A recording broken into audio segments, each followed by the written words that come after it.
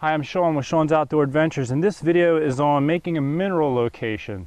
Now in this situation, I'm on some private property, and I don't want to just dump my minerals right on the ground because it's not my land, and the deer are going to dig that out if I dump it right on the ground and put a mineral block right on the ground.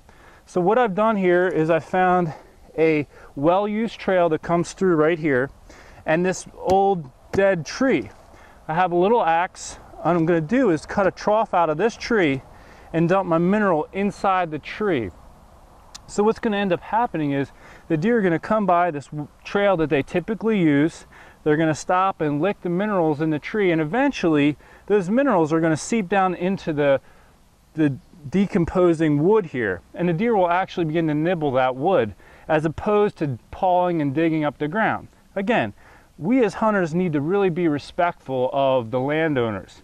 And I think the more we respect their land and do things to help their land, the more they're going to invite us back. So in this situation, I'm going to go ahead and dig this out a little bit with my axe. And you can see this is it's a pretty well, I mean, it's decomposing pretty well, so it's coming apart fairly easily. And I'm just making a little trough here.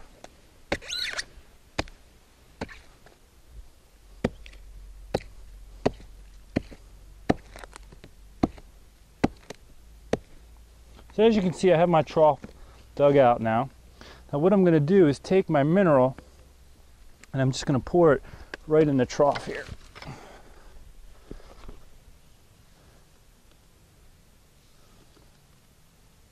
Now in this situation, I have spilled a little bit off of the trough, so I'm actually going to pick that up and throw it back in here. Again, because I want to try to minimize any movement or any digging of the deer on the ground. I want to keep it in here. Now in this situation, I'm not as worried about the deer digging up the ground. This is right at my property here. I just have some salt on a rock right near one of their main trails, and the rain has caused some of it to wash down into the soil here, and the deer have pawed it up and eaten up at the dirt.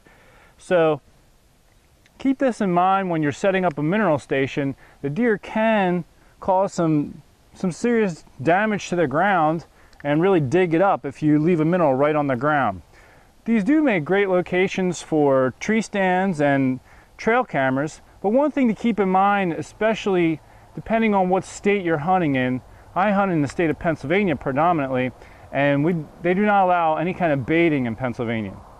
So if you're using any kind of mineral, make sure it is used up at least 30 days before the season, because you don't want to get in trouble for baiting the deer.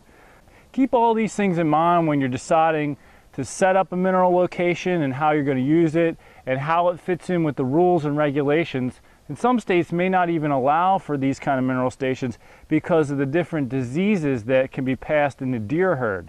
So make sure you check your regulations for your state, and have good hunting.